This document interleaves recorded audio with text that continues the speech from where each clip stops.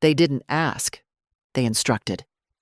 "We'll need you to stay overnight, Mrs. McRae, just for observation." I wasn't offered clarification, only a thin plastic bracelet, tight on my wrist, stamped with red, "Do not discharge." It felt less like a precaution and more like a verdict. I came in for a routine checkup. Blood pressure had been slightly elevated last time, nothing unusual for a 74-year-old. My primary, Dr. Feldman, had referred me just to be thorough. I didn't argue. I've always trusted doctors. That was my first mistake. The waiting room smelled like hand sanitizer and cheap coffee. I brought my crossword book, expecting to be out before lunch. But after a rushed nurse drew blood and told me to wait here for the attending, I realized something wasn't right. Not wrong. Not yet. Just misaligned, like a button pushed through the wrong hole. They took me to the third floor, room 312. A double. My roommate was a silent figure under a faded floral blanket, back turned to the door. No movement, not even a cough. I wasn't introduced. The nurse, young, distracted, dropped a paper cup with pills on the side table and left before I could ask what they were. I didn't take them. Instead, I pressed the call button. After 15 minutes, another nurse arrived. A different one. Tall, with tired eyes and a badge that read, Mel. "Yes?" "There's been a mistake," I said calmly. "I was only here for a routine checkup. I need to speak with the attending." She sighed, not rudely, but like someone 3 hours past her shift. "They flagged some numbers in your blood work. You've been admitted for observation." "Which numbers?" "I don't have that info. The doctor will explain during rounds." I glanced at my wrist. That damned bracelet again. "Do not discharge." My name beneath it. My birth date. As if the hospital needed reminding I was real. I tried to call my daughter Claire. It went to voicemail. "Hi, you've reached Claire. I can't pick up right now." I hung up. My hands were steady, but inside, something began to buzz. Not panic, not yet. Just a steady hum of resistance. Lunch came on a plastic tray. Mushy peas, gray chicken, tea in a paper cup. I didn't touch it. The woman in the next bed didn't move. When the doctor finally came, a man in his 50s with restless fingers and expensive shoes, he barely looked at me. "Mrs. McRae, we've decided to keep you overnight. Your hemoglobin is slightly low, and we want to monitor you." "Slightly? That justifies an admittance?" "It's precautionary." "Then remove the bracelet. I'll stay voluntarily." He blinked. "It's protocol, nothing personal." Everything in this place was protocol. The cup of pills, the silence. The woman in the bed next to mine who hadn't said a word in hours. I asked again, "Am I being held?" He smiled, the kind of smile men use when they don't plan to answer the question. "Rest, Mrs. McRae. You're in good hands." He left before I could reply. It was mid-afternoon. The room was quiet except for the distant murmur of monitors. I stood and walked to the mirror above the sink. The face that looked back at me wasn't surprised. Tired, maybe, but not shocked. I had been here before. Not this hospital, but this place. The place where decisions are made about you, not with you. Where age is a diagnosis. Where polite silence is expected. But I have never done silence well. I picked up the paper cup of pills and flushed them down the toilet. Then I sat on the bed, lifted my arm, and stared at the bracelet. "Do not discharge." Fine. Then I'll decide what that means. The woman in the other bed hadn't moved since I arrived. She lay curled toward the wall, her spine a gentle slope beneath the blanket. I watched for signs of breath. Shallow, yes. But there. A rise. A fall. She wasn't asleep, or at least not deeply. But she didn't acknowledge me either. I didn't speak first. Not because I'm shy, I'm not, but because I've learned something, especially in these places. People don't always want to be seen, and those who do, they'll find a way to let you know. Instead, I focused on the room. Sterile beige, faux wood cabinets that didn't open, a television bolted to the wall that played daytime court shows at a low, muttering volume, a window that looked out over a parking lot where pigeons circled the dumpsters. It wasn't a place for recovery. It was a place for forgetting. A nurse came in mid-morning. Not Mel. This one was younger, brisk, the type who walks like she's chasing a fire. She glanced at her clipboard. "You're due for vitals." "No, thank you," I said. She froze. "Excuse me? I'm not consenting to anything else until I speak to someone who can explain what I'm being observed for." She lowered the clipboard. "Ma'am, we need to monitor—" "I'm not a ma'am. My name is Hannah McRae. You've got it right there. Use it." Her lips tightened. "I'll let the attending know." "Good. Tell him to bring my chart with him." She left without another word. That was the second time someone walked out of the room rather than talk to me. The first had a lab coat. This one had sneakers and an earpiece. I didn't see much difference between them. An hour passed. No one came. I tried Claire again. This time she answered. "Hi, Mom. Can I call you back in 5? I'm in a meeting." "No, you can't. I need you to listen." That got her attention. "What's going on?" "I'm in the hospital. They've admitted me without clear explanation. They've put a do not discharge bracelet on my wrist. No one's told me why." A pause. "Wait, what hospital? When did this happen?" "This morning. I came in for routine blood work. Now I'm in room 312 at Springdale Regional." "I thought it was just a checkup." "So did I." She was quiet. "Then, did they find something?" "They say my hemoglobin's a little low." "That's it?" "Apparently enough to lock me in." "Mom," Claire said, gently now, "maybe they're just being careful." "Claire, I'm telling you, something's not right." There was the faint sound of keyboard clicking on her end. "I'll call Dr. Feldman. Let me check in with him. Okay?" "Okay," I said, though it wasn't. "I'll call you back." When the line went dead, I realized how badly I'd wanted her to stay on it. Across the room, my roommate stirred. A creak of the bed. A sigh. I turned, and she was facing me now. Eyes open, fixed. She was maybe 10 years younger than me, but looked older. Her hair had been cropped short, unevenly, like it had been done in a hurry. Her face was pale, her lips chapped. She spoke first. "They keep me because I don't speak much. They think I'm confused." Her voice was soft, measured, not the voice of confusion. "What's your name?" I asked. "Lucinda." "They said you were confused?" "I had a fall. Hit my head. I forgot my address for a few minutes in the ER. That was enough." Her eyes didn't leave mine. "I've been here 3 weeks."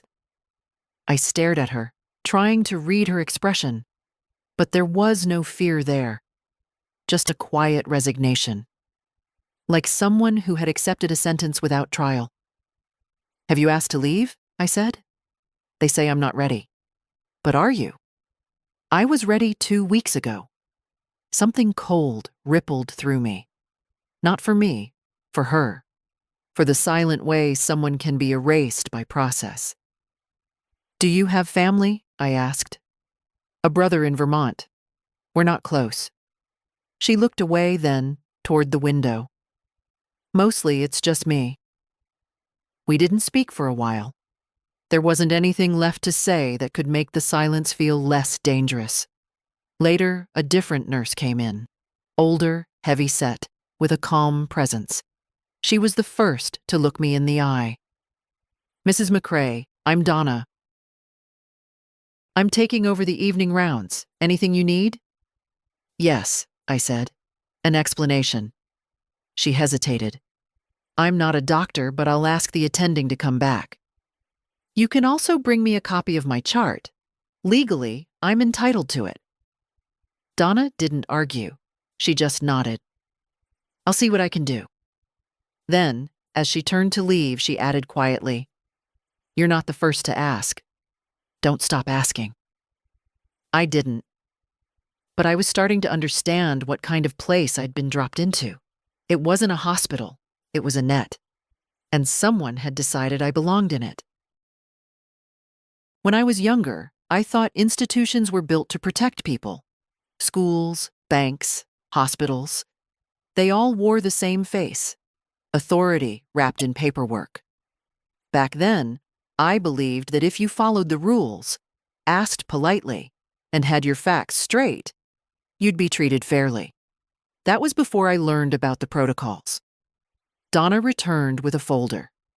Slim, white, medical. She handed it to me like it might break. Technically, we're not supposed to give it without formal process, but you asked. She stood there while I flipped it open. No diagnosis codes on the first page. Just intake notes. Hemoglobin slightly low. Recommendation, inpatient observation. Duration, to be reassessed. Next page. Routine test results. Mostly normal. Nothing alarming. One flagged note from an overnight nurse. Patient, reluctant to comply with instructions. I looked up. What instructions? Donna raised an eyebrow. They're vague with that line. Could mean you didn't take meds. Didn't want vitals. Didn't smile on cue. I flushed the pills, I said. She didn't flinch. Good. I stared at her. You said I wasn't the first. What did you mean? She sighed, lowering herself into the armchair by the window. This floor sees a lot of elder patients, some alone, some confused, some just tired of the noise. The doctors have leeway. They can mark you hold for observation, with nothing more than a box ticked and a sentence about concern. And they get paid for that. Donna nodded slowly. Insurance covers short-term holds. Medicare does too. The longer you're here, the more it stacks up. So I'm a revenue stream. She didn't say yes. She didn't have to. Is that what happened to Lucinda? I asked. Donna's eyes flicked toward the other bed. She's a quiet one. No one visits. No one checks in. Easy to overlook. I closed the folder. My hands weren't shaking, but they wanted to. Who signed the admittance form? Dr. Park, on rotation today. You haven't seen him yet? I've seen enough shoes and shoulders, I said. No faces. Donna smiled faintly. He's efficient. I stood. Bring him in. You'll need to wait for evening rounds. Then I'll wait at the nurse's station. She blinked. You want to walk out there? I'm not a prisoner, am I? Donna looked at me, really looked, for the first time. Then she stood, nodded, and said, I'll walk with you. We moved slowly through the hallway. I had my slippers on and the ridiculous hospital gown covered with my cardigan. No one tried to stop me. That was the most revealing part. At the nurse's station, a man in scrubs, maybe 30 max, looked up from his monitor. You can't be here, he said. I'm not under arrest, I replied. He opened his mouth. Donna stepped forward. She's waiting to speak with Dr. Park. You'll need to go back to your room. No, I said. I'll wait here. He stared, unsure. That's the thing about people like him. Confident until something doesn't fit. the script. I sat in the plastic chair near the desk and folded my hands in my lap. Donna gave me a small nod, then left. It took 35 minutes. When Dr. Park finally arrived, he didn't notice me at first. He walked right past, talking to another nurse. I stood. "Dr. Park?" I said. He stopped, looked at me, didn't smile. "Yes? I'd like to speak with you. I'm heading into rounds. I'm a patient, room 312. You signed my admittance. I want to know why." He glanced at the nurse beside him, then back at me. "I believe you're Mrs. McRae." "You believe correctly. Your blood work showed anomalies. We're being cautious." "Anomalies?" "Low hemoglobin, slight imbalance in sodium." "Slight. You admitted me for slight." He shifted. "Combined with your age and your reluctance, we felt overnight observation was appropriate." "My age is not a disease," I said. "And reluctance to swallow mystery pills is not a psychiatric symptom." A nurse nearby tried to stifle a grin. Dr. Park noticed. His mouth tightened. "Mrs. McRae, if you have concerns, there are formal channels. I suggest you follow them." "I've started to," I said, holding up the folder, "starting with requesting my chart and continuing with a written complaint, and possibly legal counsel." That made him blink. I took a breath. "You can remove the do not discharge bracelet now, or I can continue building the case for unlawful detainment." His gaze slid from my eyes to the chart in my hand. He didn't answer. "I'll return to my room," I said. "But I'm not finished." As I walked away, I heard the nurse mutter, "Damn." And Donna, at the end of the hall, smiled. Back in my room, Lucinda looked at me. "Did he listen?" "No," I said, sitting down. "But he heard me." Lucinda nodded, as if that was enough. But I wasn't sure it was.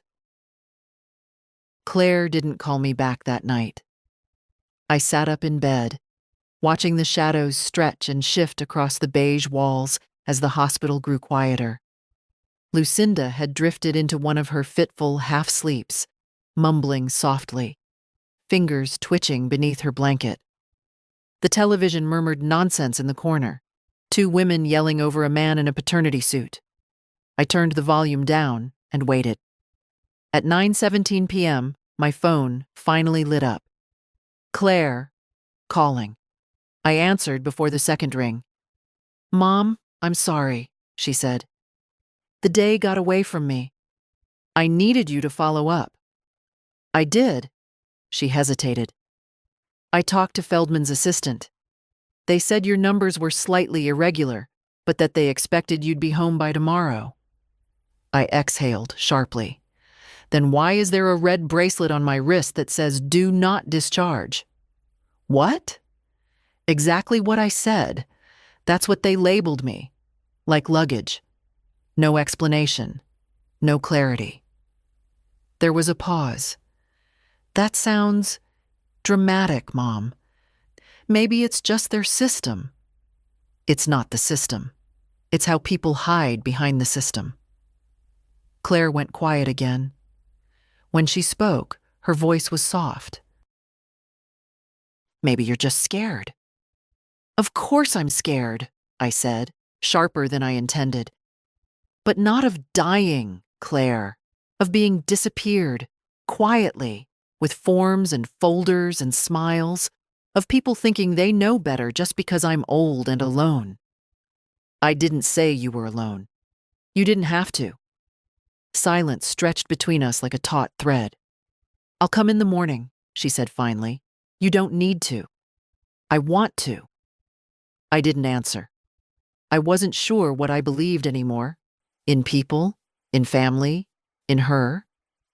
She used to call me every Sunday without fail. Then every other Sunday. Then only when Toby needed help with his science project or when she was driving between errands. After we hung up, I lay back and stared at the ceiling. Lucinda spoke. She's your daughter? Yes. She sounds like mine used to. Lucinda's voice was thin but steady. The part where she wants to help? I didn't ask more. I didn't need to. Sometimes you don't need a whole story to feel its weight. At midnight, I was woken by someone entering the room. Not Donna. A new nurse, male, pale, freckled, with sleepy eyes and a clipboard. He didn't knock. He didn't say hello. He flicked on the overhead light, flooding the room.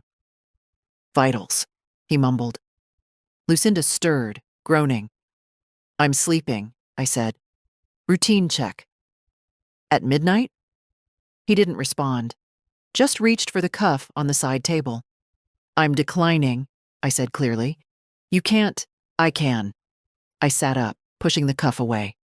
I am not refusing care. I am asserting my right to informed consent. He blinked at me. Then, without a word, he turned and left.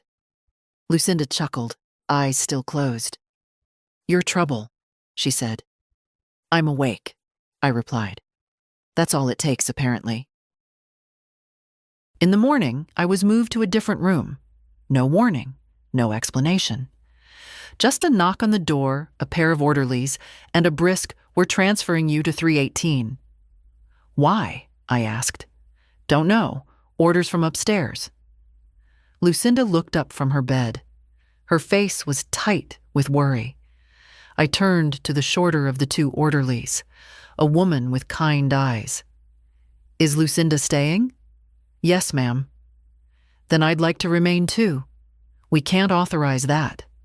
You already have, by admitting me without cause. The taller orderly cleared his throat. Ma'am, please. They weren't cruel, just mechanical, like all the gears here. So I stood, packed my things, a cardigan, a toothbrush, the folded crossword book, and walked to the door. Lucinda's voice stopped me. Will you come back? I turned to her. If they let me. She smiled, small and sad. They won't. Room 318 was private. A single bed, a better view, a corner of sky instead of dumpsters. The walls were painted the same bland cream, but somehow it felt colder, like it was made to look nice enough that you wouldn't question the lock on the invisible door. I sat on the bed and waited. At 10:04 a.m., Dr. Park entered without knocking. Good morning, he said. This time he looked at me, briefly. You'll be discharged this afternoon. I didn't move. Because of what I said? He didn't answer. Or because you realized you had no grounds? Still nothing. You separated me from Lucinda, I said. She's under extended observation. She's also coherent.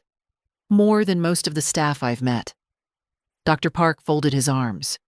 You're being released. You should be satisfied. That's where you're wrong, I said. I'm just getting started. He didn't like that. I could see it in the tightness around his jaw. I smiled. The kind of smile old women aren't supposed to make. The one that says I see you, and you're not invisible to me either. I want a full copy of my records, I said. And I want a printed copy of the hospital's patient rights. You can ask at discharge. I'm not asking, I'm asserting. He left without a word. At noon, Claire arrived. She brought tulips, the good kind, the kind you buy when you're feeling guilty. Her hair was pulled back tight, and her face was flushed. Are you okay? She asked. I didn't answer. I just held out my wrist. She stared at the red bracelet. Then she sat down. I had no idea. I know. They're letting you go? Yes. Why now? I made noise. Claire looked at me, really looked, for the first time in a long while. Let's get you home, she said. I have one more thing to do first. And I did, but not for me. They let me walk out without a word. No wheelchair escort, no nurse handing me a packet of discharge instructions, no warm wishes for a speedy recovery. Just a man in scrubs pointing to the elevator and saying, "That way?" Like I'd been a misplaced delivery finally rerouted. Claire held the tulips in one hand and my overnight bag in the other. I carried the envelope they'd reluctantly printed for me, medical records, patient rights, and one short form titled Observation Summary. It didn't contain an apology. It didn't contain anything useful. But I wasn't leaving to feel satisfied. I was leaving to remember who I was. We drove in silence for the first few minutes. The car smelled like leather seats and Claire's perfume. Her hands gripped the wheel a little too tightly. "You really didn't know?" I asked finally. Claire glanced at me, then back at the road. "I didn't want to think it could happen. Not like that. Not to you." "That's the problem," I said. "We never think it'll happen until it does." My house was still there, unchanged. The lilac bush I planted after my husband died had bloomed early, scattering pale petals across the steps. The mail had piled up in the box.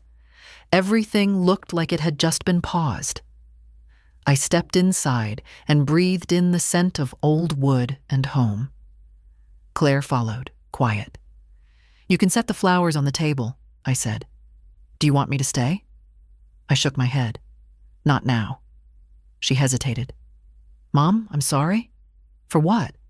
"For not listening sooner. For not calling. You did what people do when they're tired.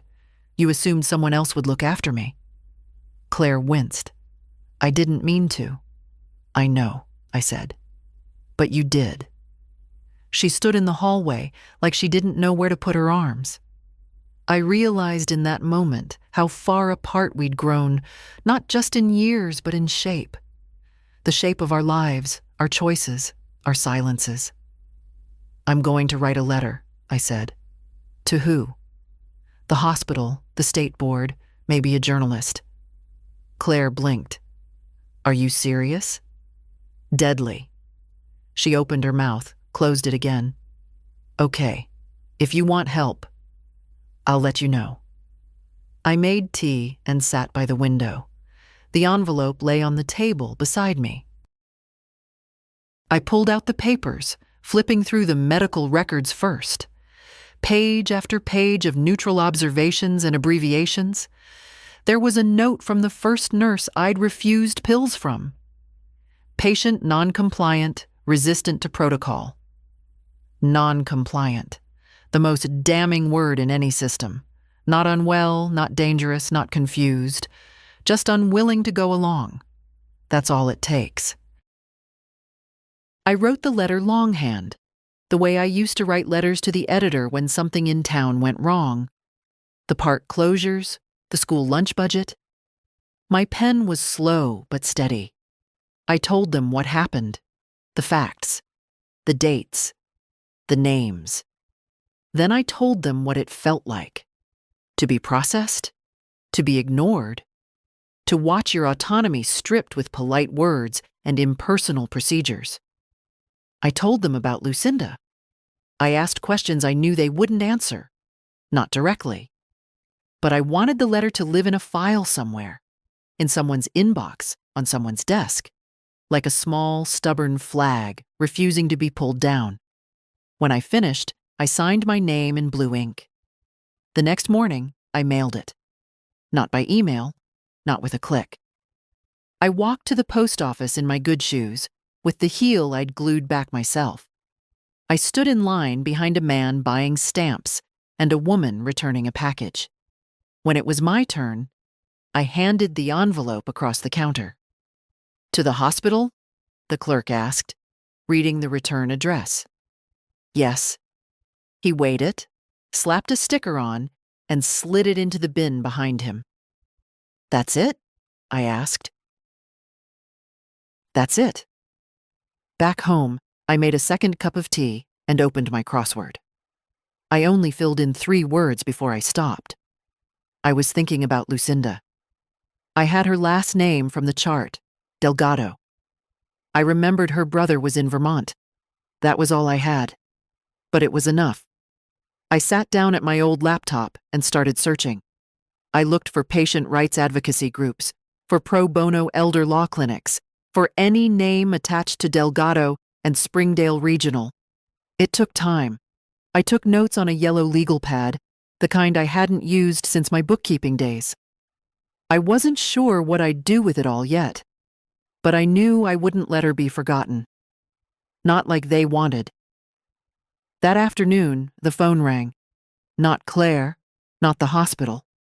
It was a woman who introduced herself as Camille Jameson from the Office of Patient Advocacy. She'd received my letter. "We take reports like yours seriously, Mrs. McRae," she said. "Do you?" "Yes." "Then don't just read it. Do something." "We've opened a preliminary review." I didn't ask what that meant. I knew their language. It meant paperwork, delays, but it also meant someone had been forced to look. "Will you investigate Lucinda Delgado's case?" There was a pause. "We'll look into it." "Good." I hung up and stared at the wall. I didn't feel proud. I didn't feel vindicated. I felt necessary. Sometimes that's the best you can hope for.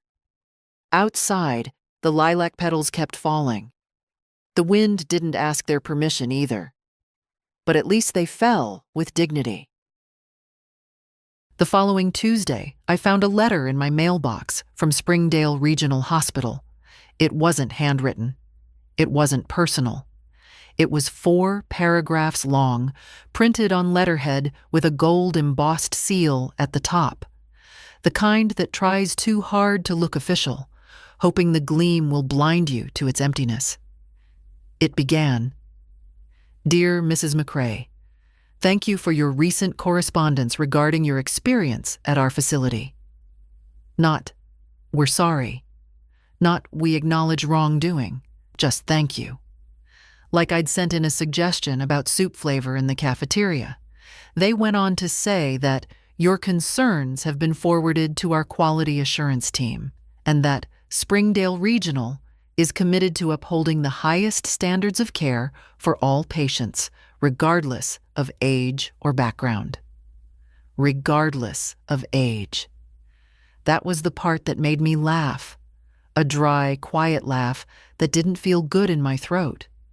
That clause shouldn't have been necessary, but they knew what they were doing. That line was for me. They knew who I was. More importantly, they knew I wasn't going to shut up. 2 days later, I got a voicemail from Claire. "Hi, Mom. Listen, I've been thinking a lot about everything. About how you were treated. About what you said. I talked to Toby about it. He was shocked, too. He said you sounded stronger than ever." I smiled at that. "Anyway, I was wondering if you'd like to come to his graduation next month. I know it's a lot of travel, but I think it'd mean something if you were there." I listened to the message twice. Then I sat with it. Not because I didn't know my answer, but because I wanted to feel the shift. The weight of the distance between us starting, just barely, to close. That night, I called Donna. I had tracked down the number through a nurses' union directory, then left a message asking if she'd be willing to speak. She picked up on the second ring. "Mrs. McRae," she said, her voice calm as ever. "You found me. I don't forget the people who show up. I'm glad you're out." "I'm not done," I said. "I didn't think you were." We talked for 25 minutes. About Lucinda. About the red bracelets.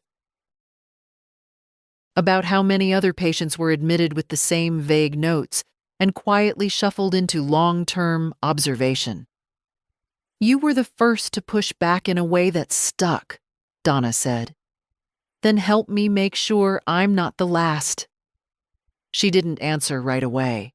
When she did, her voice was lower. "There's a file," she said. In the nursing supervisor's office, not electronic, handwritten, internal. It's called the yellow list. The what? Patients marked as hold friendly. People without family, or with history of compliance. Ones that don't fight back. I went cold. Lucinda's on it? She's been on it since the second day. I checked. Can you get a copy? She was quiet again. Maybe. Do it, I said. And get out of there. You don't owe them your silence. I hung up and sat very still. My hands were calm, but I felt a pulse in my throat, like something rising. Not panic, not fear, but purpose. That file, that list, it was real. They had made a list. And someone like Lucinda, quiet, tired, unseen, someone like me, had been written onto it like a liability. The next morning, I wrote a second letter. This one was to a local reporter I'd once met at a community bake sale. Her name was Nadia Patel, and I remembered how she'd asked too many questions about the fundraising permits. She had a sharpness I liked. I told her what happened. I told her about the yellow list. I didn't beg for attention. I offered a story. And sometimes, that's all it takes. By Friday, Nadia had emailed me. She wanted to meet. We chose a quiet cafe in the older part of town, the kind with mismatched chairs and scones that were more biscuit than bread. Nadia arrived early. She wore a denim jacket and no makeup, but her eyes missed nothing. Mrs. McCrae, she said, shaking my hand, you don't look like someone who just got out of a hospital fight. Then they didn't look close enough, I said. We sat.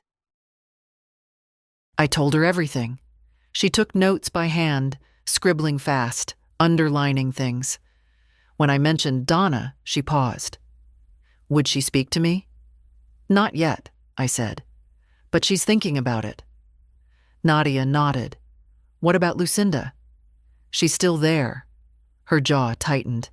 I'll follow up, she said. I'll start with the board, the financial records, the admission statistics. Then we'll go to print. That night, I received an email. It was from Donna. A photo, blurry but readable. A yellow folder cover with a label written in marker. Long OBS potential extensions.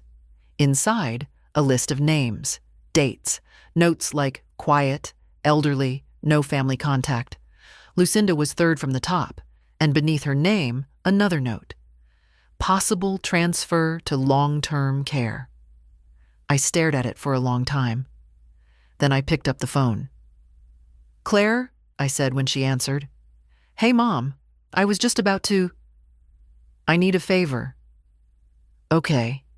I need you to drive me to the hospital tomorrow. What for?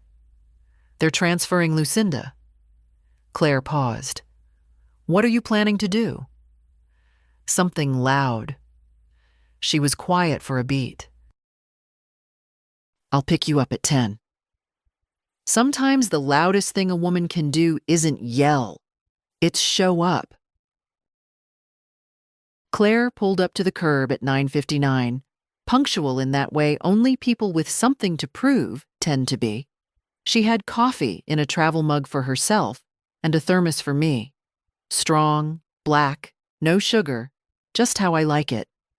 It was the first time in months she'd remembered a detail like that without me needing to repeat it.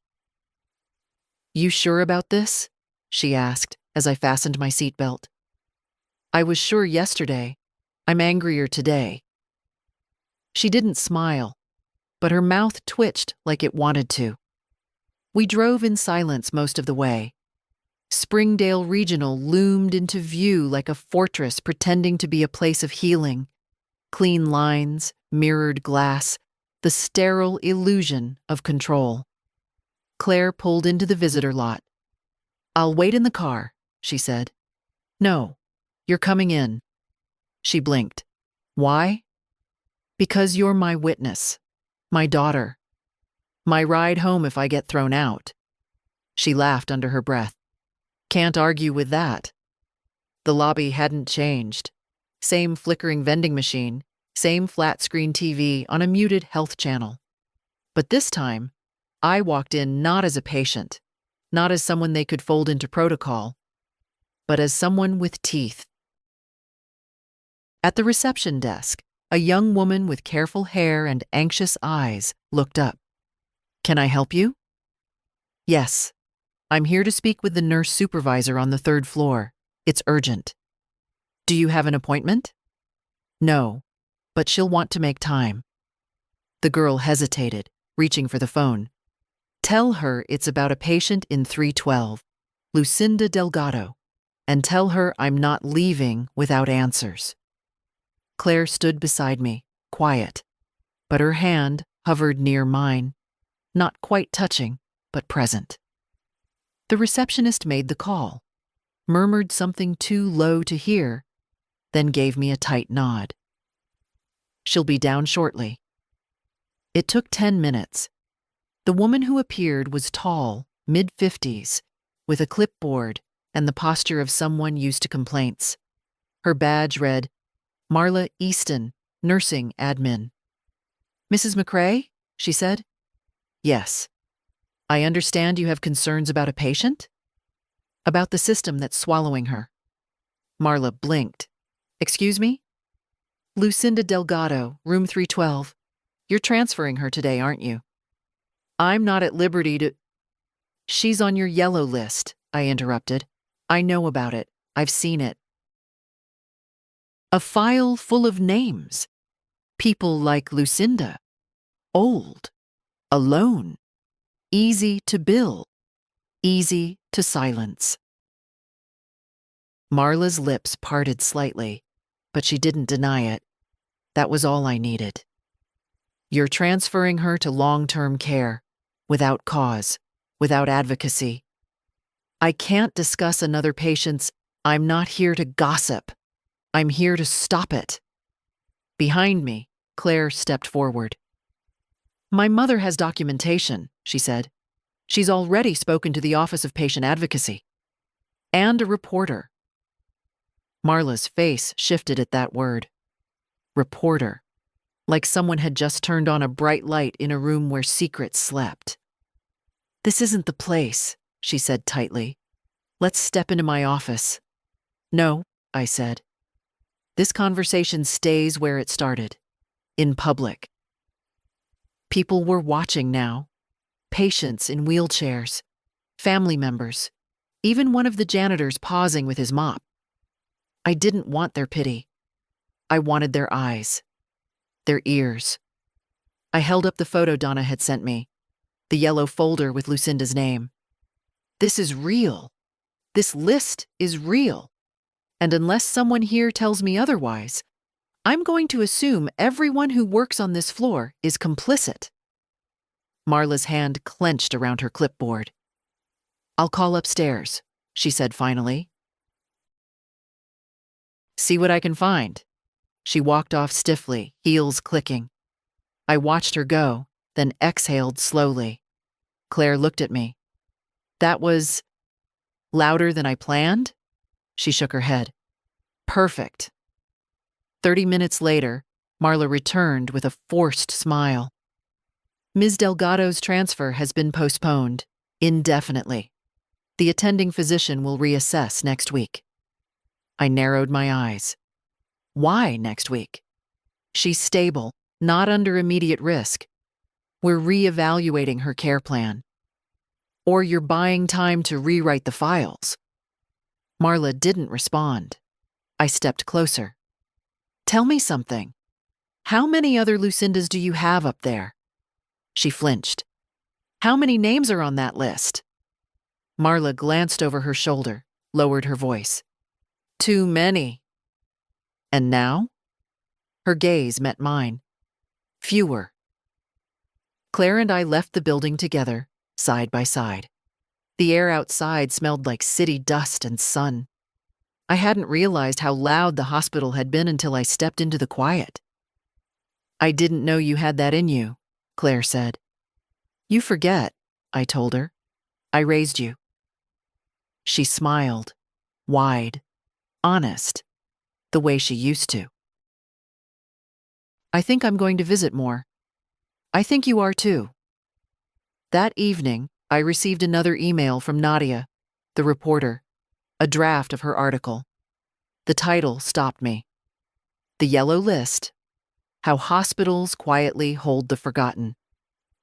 Below it, the subtitle: One Woman's Fight to Make the Invisible Visible, and What It Means for All of Us. There was a quote from me midway through. I'm not asking for favors. I'm demanding dignity. And for the first time in years, I felt like someone had heard me. Really heard me. The article dropped on a Monday. It went online first. A quiet post on the local paper's website, sandwiched between city council updates and a piece about the farmer's market. But by noon, it had caught fire. Claire texted me a link before I even saw it myself. Within an hour, my phone started ringing. First, it was Marla, the nurse supervisor. Her voice unusually soft. Mrs. McCrae, I wanted to thank you for speaking up. Some of us didn't know how to push back. She didn't stay on the line long. I didn't expect her to. Then came Donna. You blew the door off, Hannah. You handed me the keys. She laughed, and I could hear something lighter in it this time. Not relief, not triumph, just air. The kind people breathe when they stop being afraid. By midweek, Nadia's story had been shared over 12,000 times. Small numbers by internet standards, maybe. But in a town like ours, that meant everybody had seen it. Or at least heard someone muttering about it over coffee. It wasn't just about Lucinda. Nadia had done her homework. Patient data, financial incentives, testimony from another family who discovered their father had been kept 4 days past medical necessity for monitoring. He'd been billed $6,200. He never spoke of it. Most don't. But Lucinda, her name was there. A pseudonym by request, but her story was unmistakable. Quiet, sharp, held longer than needed. No one called, no one asked, until someone did. That Thursday, I returned to the hospital, voluntarily this time. No bracelet, no clipboard. Lucinda was sitting up in bed, dressed in her own clothes, a navy blouse and soft gray pants. Her hair had been combed back neatly. Her chart was missing from the foot of the bed. She looked at me as I stepped into the room, eyes wide but calm. You came back. Of course I did. I thought maybe you'd forget. I smiled, sitting down beside her. Impossible. She reached over slowly, her hand pale and cool on mine. They said I'm going home next week. That's good. To a place I don't remember, she added, looking down. Some kind of assisted apartment. A coordinator called. Said there's a small kitchenette. A window facing trees. Do you want that? I want a door I can close, and someone who knocks. I nodded. I might not remember all my numbers, she whispered, but I remember how it felt to be treated like a thing, and how it felt when someone didn't let it happen. We sat in silence for a while. Outside, a bird tapped against the window pane.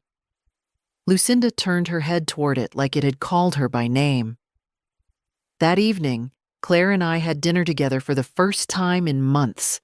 Not in a hospital cafeteria, not in the car.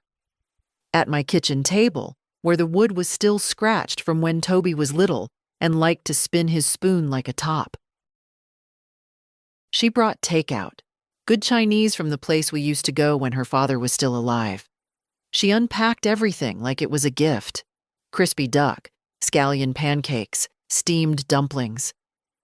I didn't know what you were in the mood for, she said. This, I said. Exactly this. She poured tea. No sugar. Remembered again. Midway through dinner, she reached into her bag and pulled out a folded sheet of paper. Something I wanted to show you. I opened it. It was an invitation. Toby McRae, Bachelor of Science, Class of 2025. Commencement Ceremony, University of Pennsylvania. He wanted to send it himself, Claire said, but I asked if I could be the one to hand it to you. I looked at the gold lettering, the elegant serif font. You really think I'm up for the trip? I think you've always been up for more than I gave you credit for. I folded the paper and set it beside my plate. I'll be there. Later that night, I opened the windows wide and sat at my desk. I pulled out the same yellow notepad I'd used the day I wrote the hospital letter. I made a new list. Not grievances, not complaints, resolutions. I will never again assume someone else will speak for me. I will not hand over my silence, because it's easier than being uncomfortable. I will ask hard questions, even when the answers might scare me. I will remember that dignity is not something granted, it's something claimed. I will call Lucinda every week. I will keep a copy of the article printed and folded in my drawer. I will not forget how close I came to disappearing. And I will not let that happen to anyone else if I can help it. I capped the pen, folded the list, slipped it into the same envelope with the medical records. For safekeeping. For remembering. Some nights, when the wind rustles through the lilac bush and the house creaks with its age, I lie awake and think, it could have ended differently. It almost did. I could have stayed quiet. I could have obeyed. I could have flushed my life down with those hospital pills and never looked up again. But I didn't. I sat up. I looked back. And I remembered who I was. The invitation sat on my mantle for 3 weeks before I let myself pick out a dress. Not because I didn't plan to go. I did. I'd said yes the moment Claire handed me the envelope. But something in me resisted the ritual of it. Maybe I needed to be sure I wasn't still the woman with a red bracelet on her wrist. Maybe I needed to feel real again before I put on anything new. In the end, I didn't buy a dress. I wore the dark blue one I'd kept for funerals, the one with the hidden stitching under the left sleeve.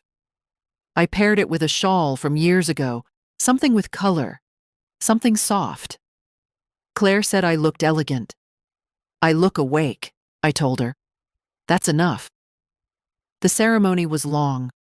They always are. Too many names. Too many speeches written for applause instead of memory. But I listened. Toby wore his cap like it was borrowed. He stood stiffly in the procession, eyes scanning the crowd until he found us. Claire waving, me nodding. That was enough. He smiled. Just a little. But it reached his eyes. Afterward, we stood under a canopy of white tents. Families clutched phones, snapped photos, juggled bouquets. I watched a mother cry into her son's shoulder, a father pretend not to. Claire guided me toward the edge of the lawn where Toby waited, tall and uncertain. You made it, he said. I told you I would. He hugged me, firm, awkward, real. I read the article, he whispered. I pulled back just enough to look at him. You understand now? He nodded. Yeah, I think I do. A week later, Lucinda moved into her new place. The apartment was smaller than she remembered, but the windows were wide, and the coordinator had set up a reading nook by the corner.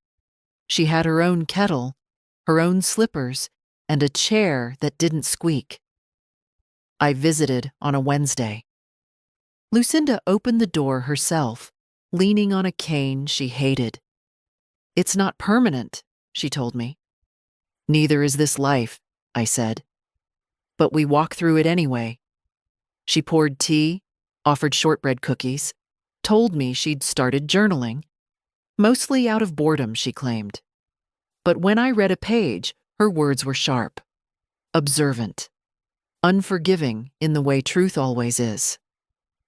"They want stories," she said. "Let's give them the real ones." That same month, I was invited to speak at a town hall meeting on elder care oversight. It was held in a multi-purpose room with bad lighting and plastic chairs, where no one clapped too loudly and no one left early. They handed me a microphone I didn't want. But I took it. I didn't tell them what to fix. I told them what to see. "Don't assume silence means safety," I said. "Don't think consent sounds like a nod. And don't ever, ever use protocol to excuse cruelty." They listened. Some took notes. One woman in the back cried quietly. Afterward, a young nurse approached me, barely out of her 20s. "My grandmother died last year," she said. "I think she'd have liked you." I squeezed her hand. "Then I'll keep showing up for her too." Claire came over more often after that, sometimes to drop off groceries, sometimes just to sit. We didn't talk about the hospital anymore, not directly. But every time she took a photo of the lilacs in bloom, every time she refilled my tea without asking how I like it, I knew we were repairing something, not the past. That doesn't get patched. But the silence between us, that had softened. One night in late June, I got a call from Nadia. "There's a senator's office asking about the yellow list," she said. "They're reviewing funding practices tied to elder care admittance policies. You started something, Hannah." I didn't say anything for a moment. "I didn't want to start something," I said. "I just didn't want to disappear." "You didn't," Nadia said. "You made sure no one else would either." I still keep the bracelet, not out of sentiment, out of proof. It lives in the drawer by my bed, next to the legal pad and the old receipts I still haven't sorted. I don't look at it often. But when I do, I remember what it felt like to be labeled without cause, to be handled, processed, stilled. I keep it to remind myself how quickly it can happen, how quickly it still might, and how one word, spoken clearly, can be louder than all the machines in the world. Summer settled into the town like a warm sigh. The lilacs had gone, their petals traded for the heavy hush of heat. But other things bloomed. Small, stubborn things. Emails from advocacy groups. Letters from women I'd never met. Quiet thank yous that came folded in stories. One woman wrote from Iowa. Said her mother had died in a facility not unlike Springdale. "I always wondered if she stayed too long because it was easier for them than letting her go," she wrote. "Your story made me wonder out loud." To someone who had answers. Another sent a photo. Her father, smiling in a garden, cane at his side. "We walked him out together," the note read. "Thanks to you." I didn't know how to hold those words, not really. I didn't earn them. I just refused to leave quietly. But maybe that was enough. Lucinda called every other evening now, sometimes just to talk about tea, or a headline, or the neighbor who kept forgetting which day was trash day. But always, her voice was firmer. "You know," she said once, "I think I was disappearing before the hospital. I think they just made it official." "You're not disappearing now," I told her.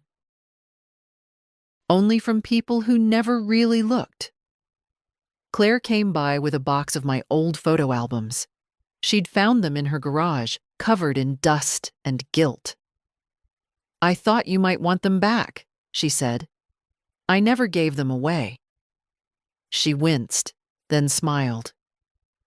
We sat at the kitchen table and flipped through pages of frozen time. Birthdays, holidays, blurry faces in sunlit parks. My husband's arms around Claire when she was 10. Toby on a sled, red-faced and wild.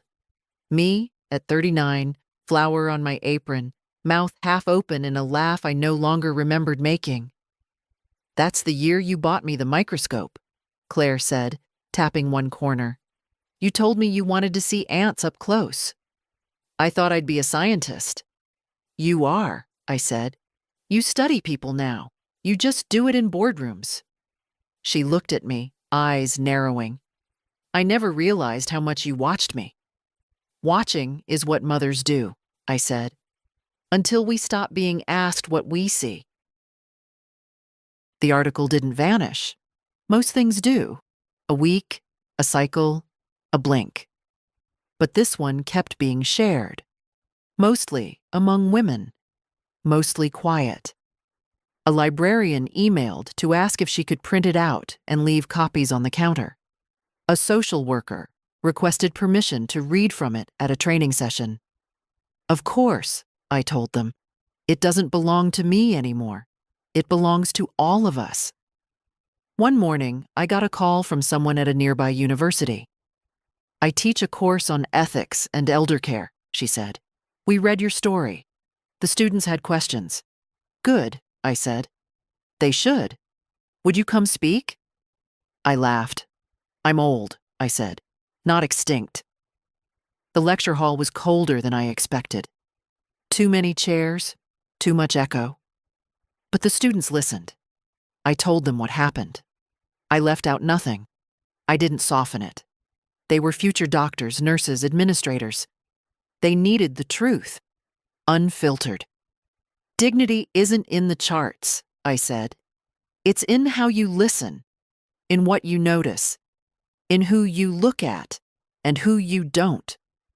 One young man raised his hand. "Why do you think no one stopped it sooner?" "Because silence is easy," I said. And once you file someone under too old, too tired, too alone, you stop hearing them knock. Afterward, a girl with green hair waited for me near the doors. "I used to work at a place like that," she said. "I quit. Felt like I was betraying people just by being quiet." "You weren't quiet today." "No," she said. "Not anymore." At home, I added her name to a new list. Not of resolutions, of fighters. I don't keep them in a drawer. I keep them on paper clipped to my fridge. A growing sheet titled "Still Here." Lucinda's name was first. Claire's came later, then Donna, then Nadia, then the green-haired girl whose name was Ray. And beside each name, I wrote one thing: what they did when they stopped waiting to be told. Sometimes people ask me what changed. Not the system, not really, not yet. But the hush around it? That cracked. People talk now, share now, question now. And every so often, I get a letter that says just one sentence: "Because of you, they listened."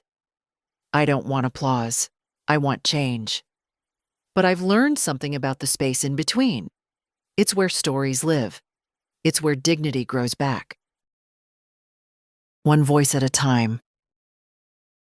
I had just settled in for the evening, tea steeping, windows open to let the last breath of summer in, when the phone rang. The number was unfamiliar, but the voice wasn't. "Mrs. McCrae, this is Camille Jameson, from the Office of Patient Advocacy." I sat straighter. "I remember. We've concluded our internal review of Springdale Regional." "And?" "There were findings."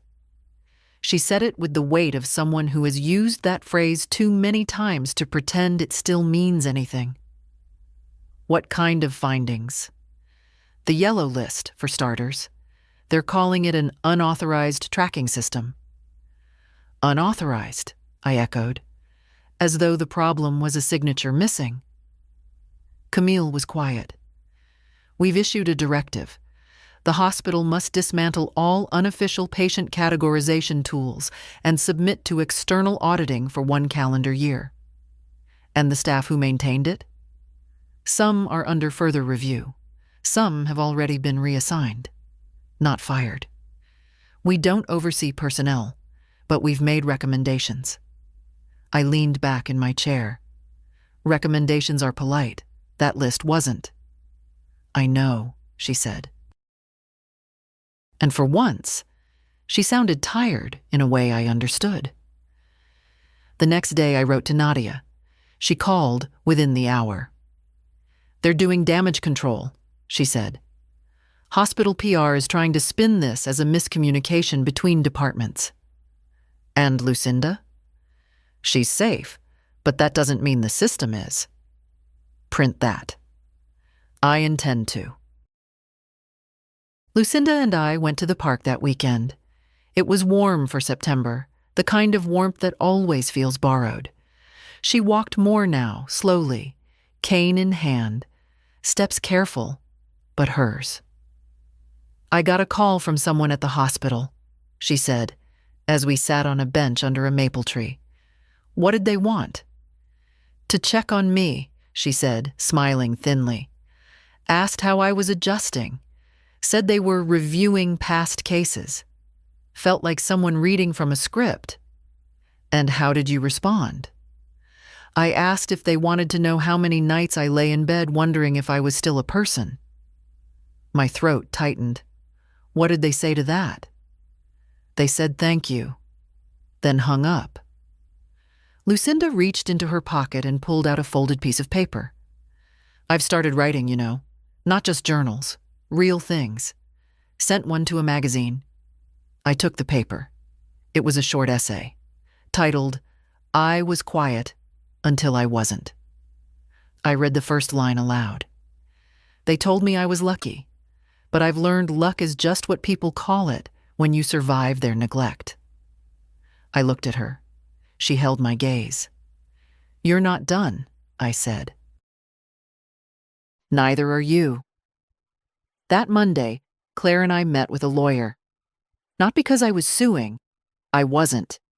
I didn't want money, but I wanted a paper trail, a real one. We filed a formal request to examine hospital financials related to Medicare billing codes for short-term elder admissions. Claire handled the language. I handled the questions. Why this now? The lawyer asked. Because people think what happened was an error, I said. And I need them to understand it was a pattern. He nodded slowly. You're building something. I'm finishing what they tried to bury. Toby called that night. Mom said you're basically leading a revolution. I laughed, just making noise. I'm proud of you, Grandma. I hadn't expected that. It hit deeper than I thought. Thank you, I said. But don't be proud of the noise. Be proud of the silence I refused. He paused. Think you'll write a book? I think the world has enough books, but maybe it needs more voices. The next time I visited the hospital, not as a patient, not even as a guest, just passing through, I saw a sign on the third-floor wall. Patient rights are human rights. If you feel overlooked, speak. If you feel unheard, ask again. It wasn't a miracle. It was a poster, but it wasn't nothing. That night, I pulled the red bracelet from the drawer.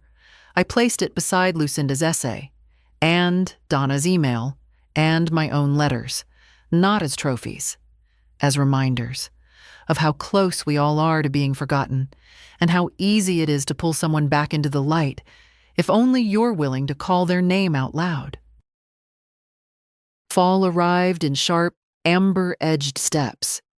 The air smelled like turning leaves and old soil, and for once, I didn't mind the cold in my joints. It reminded me I was still here, still moving. I'd started walking more, down to the corner store, around the block, past the old church with the cracked bell. People waved now, not just because they knew me, but because they remembered. And memory, when shared, becomes something sturdier than reputation. It becomes belonging. One afternoon, I ran into Mrs. Levinson, 79, cane with tennis balls on the feet, hair like a storm cloud. They tried to pull something like that with my sister in Phoenix, she said, tapping her cane hard against the sidewalk. But now I bring your article to every doctor's appointment. I make copies. Leave them in waiting rooms. She winked. It's become part of my purse. I wanted to hug her. I didn't. But I touched her arm and said, "Thank you for carrying it." She looked at me, eyes sharper than most I'd ever known. I carry it because it's the only damn thing I've read in years that didn't lie to me. Lucinda's piece got published. A small magazine. One of those independent ones with smudged ink and real editors who care. She called me the moment she got her author's copy. I cried, she said, not because it's big, but because it's mine. She read her author bio to me over the phone.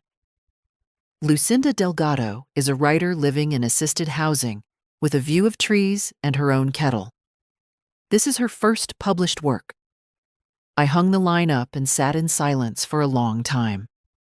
Then I picked up a pen and wrote her a letter. Not a message, not a text, a real letter, on real paper. Because if dignity begins with being heard, it continues with being remembered. Claire brought a folder the next time she visited. She'd been compiling records, patterns, not just from Springdale, but from hospitals around the region.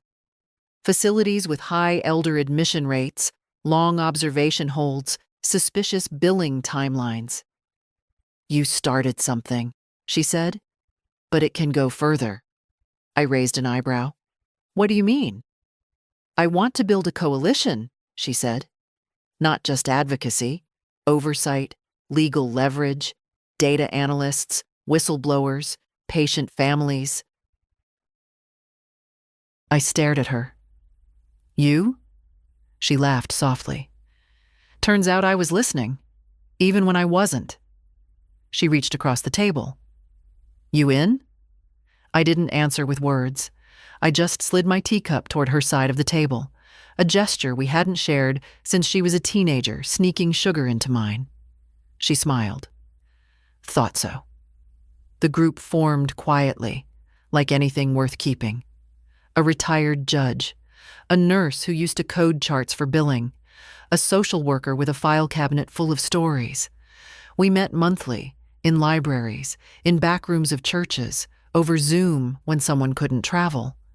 I listened more than I spoke. But when I did speak, people listened. It was a strange kind of power, not the kind that comes with credentials or titles, the kind that comes when people know your scars are real. One night, a young man named David stood up during a meeting. "My grandmother never left the place they put her," he said. "We didn't even know she'd been marked non-responsive. She just stopped getting visits. We assumed it was age. Now I think it was silence." He looked at me. "You gave me permission to be angry.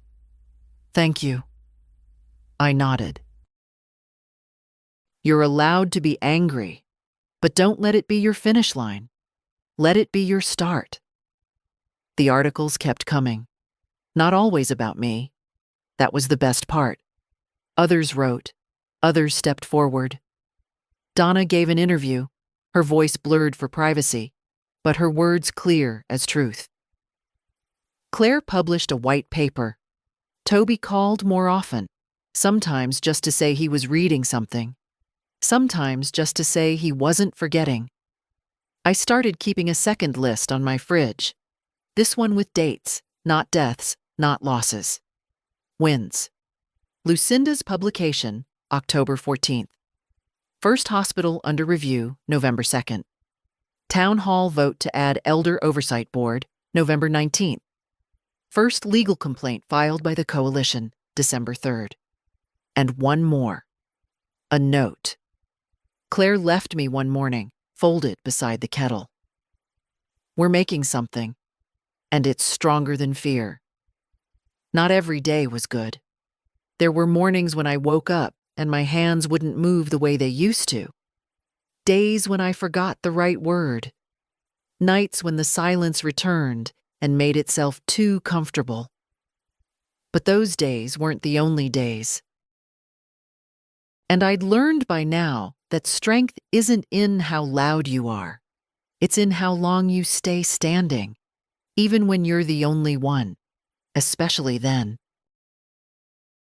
The snow came early that year. Heavy, wet, unannounced.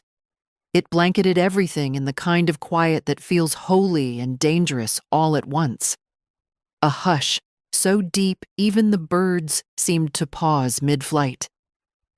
I watched it from my kitchen window, hands curled around a chipped mug of tea, and thought, this is how they want the world to feel after you're gone.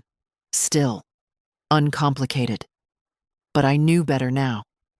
Stillness isn't peace, and quiet isn't consent. The coalition gained momentum through the cold. We weren't many, but we were relentless. Letters went out to state boards. Policy briefs landed on desks that had never been dusted by citizen hands before. Claire led most of it, firm but clear. She had a way of speaking in full stops.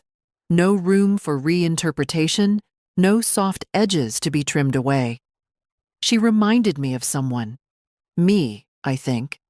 From before I got used to nodding through appointments. Lucinda's second piece got accepted in January. This time, the magazine used her full name. Her author photo showed her beside her window, a scarf wrapped loosely around her neck. The trees behind her blurred into gentle color.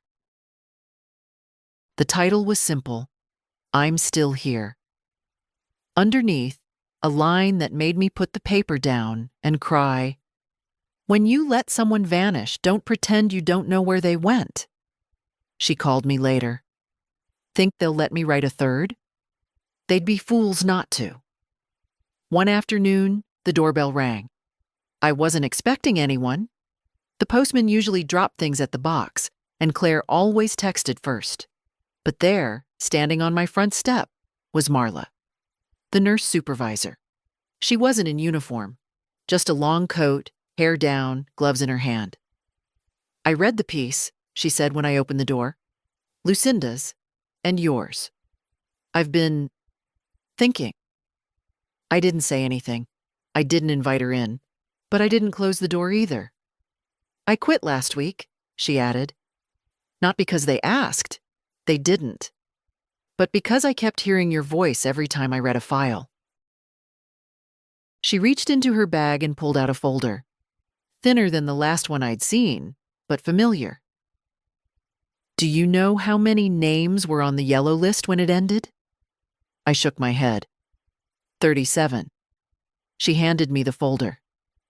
It's clean. Just initials. No patient data. But I thought you deserved to know. I took it without thanks. Just a nod. She stepped back down the porch, boots crunching in the snow. I was part of it, she said. But I'm trying not to be anymore. Then she walked away. That night, I sat with the list. 37 lines. Some with notes like, no family, frequent falls, resists bathing. It was never about danger. It was always about ease. Who could be shaped? Who wouldn't complain? I read every line like a prayer. Not to mourn, to remember. And remembering now felt like its own kind of justice. Claire and I submitted the list to the Oversight Board the next week, as supporting evidence, as warning. They're not numbers, I said at the hearing. They're warnings written in human shorthand. If you look at them right, you can see every excuse the system ever whispered to itself. One of the board members, a man with tired eyes and a soft voice, asked what we wanted from them.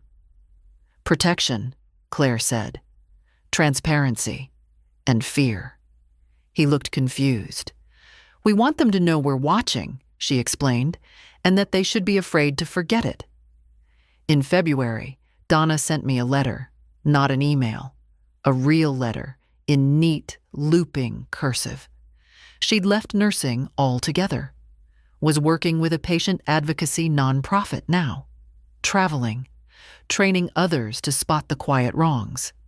She closed with this: "You helped me find the line I won't cross again. I didn't even know I had one until I saw you draw yours in permanent ink." I think about that ink a lot now, how long it takes to lay down a boundary, how short the distance is between silence and complicity. How many people simply needed permission to speak. We gave it to each other, and now it's spreading. The wind outside howled as I added 2 new names to the fridge list. One was a woman from out of state who called me crying. The other was her mother, still alive, now at home. The list is long now. I keep thinking I'll run out of magnets, but the names keep coming, and I keep writing. Because that's the thing about remembering. It isn't a task. It's a practice. A decision we make. Again and again and again. The morning the first hospital settled, I was folding laundry. Nothing grand. Just a Tuesday. The news came by email. A simple PDF from Claire marked confidential. Do not share.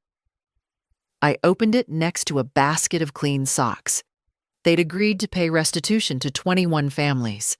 No admission of wrongdoing, just a commitment to reviewing internal processes and improving communication with elder care patients.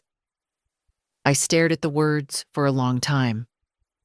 My thumb caught on the seam of a towel I'd had since 1986. The fabric thinned by years, still useful, still holding. Lucinda called 5 minutes later. "Did you see it?" I did. "They think money makes it right." "It doesn't," I said, "but it means they noticed." She exhaled. I wish my mother had lived to see this. She never trusted hospitals. Used to say, "They'll feed you bland soup and call it compassion." I laughed. She was right. That week, I went to a funeral. Not someone I knew well. A neighbor, Mrs. Fallon. 92.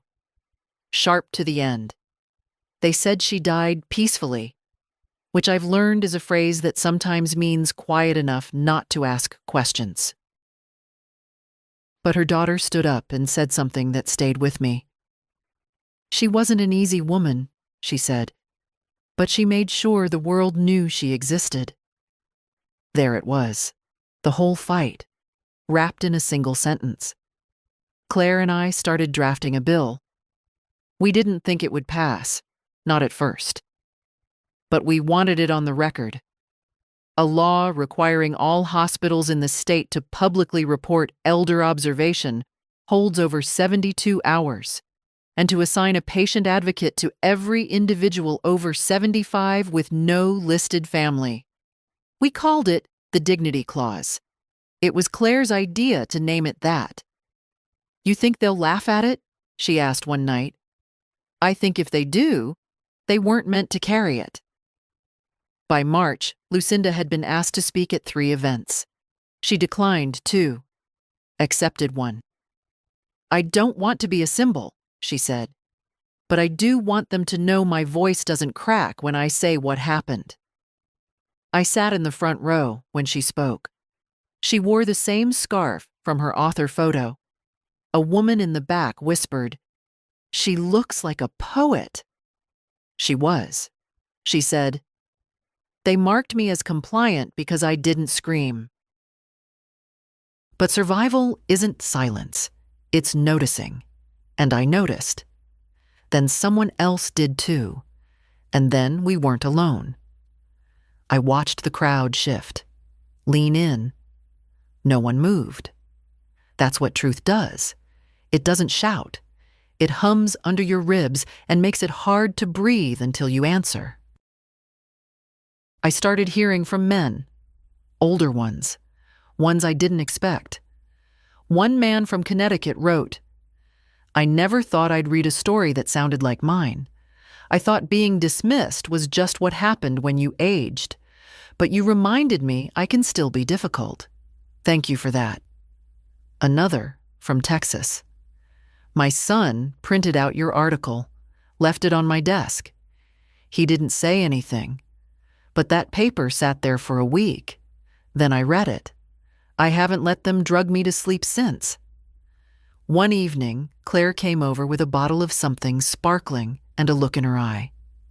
"What now?" I asked. "They scheduled the first reading of our bill?" I blinked. "They're actually putting it forward?" She grinned. "They had to. Enough people wrote in. Your name comes up in half the letters." I sat down hard. Then I said something I hadn't said in years. "I'm proud of you." Claire looked at me. "I needed to hear that," she said. "And I want Toby to hear it too. From me." We drove to see him the following weekend. His apartment was cluttered, warm, honest.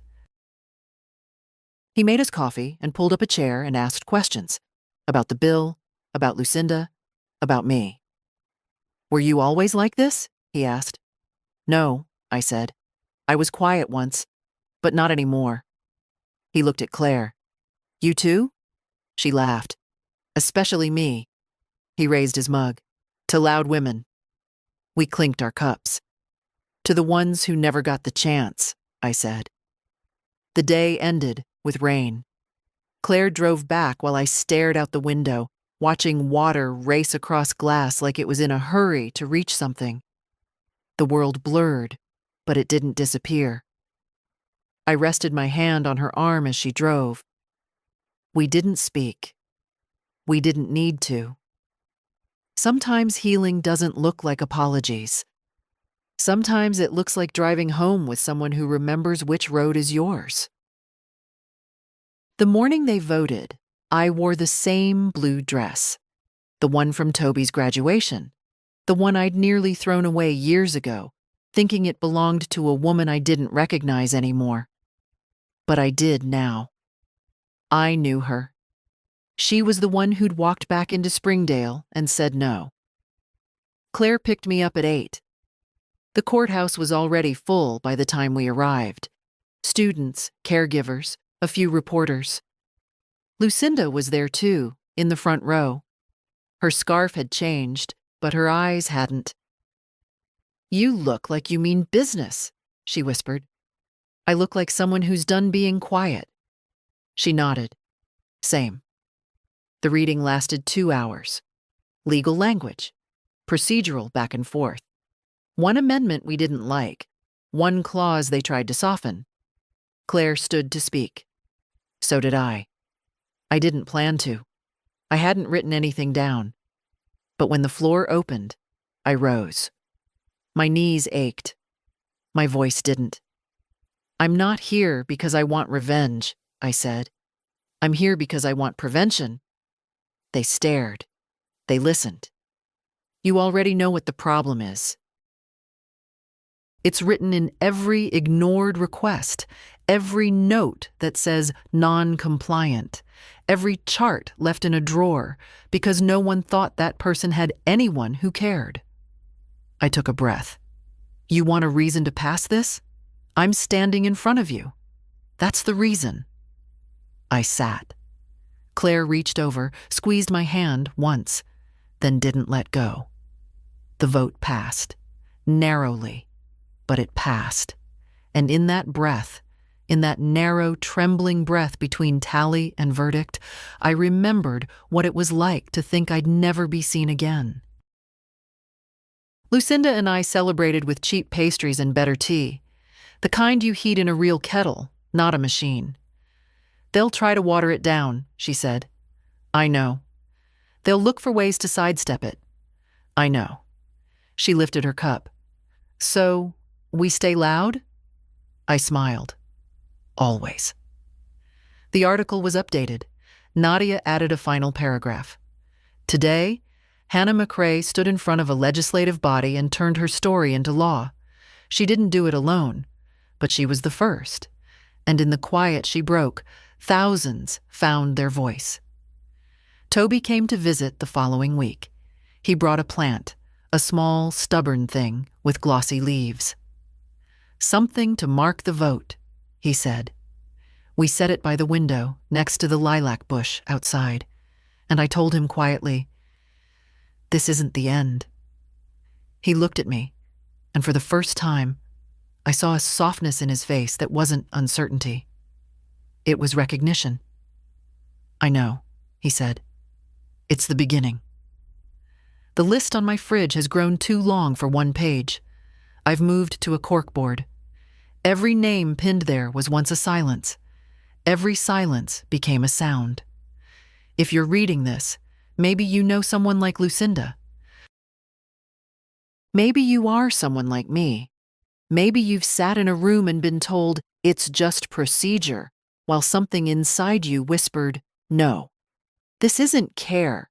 This is erasure. Don't let that whisper die. Make it louder. Speak for the ones who think they're alone. Share the stories that make the walls crack. Write letters. Call your people. Knock on doors. Show up. They'll try to ignore you. Let them try. Then make it impossible. You don't need a title to make a difference. You just need to remember who you are and refuse to be rewritten. If this story meant something to you, share it. Say why. Say it loudly. And don't stop. We're still here. We always were.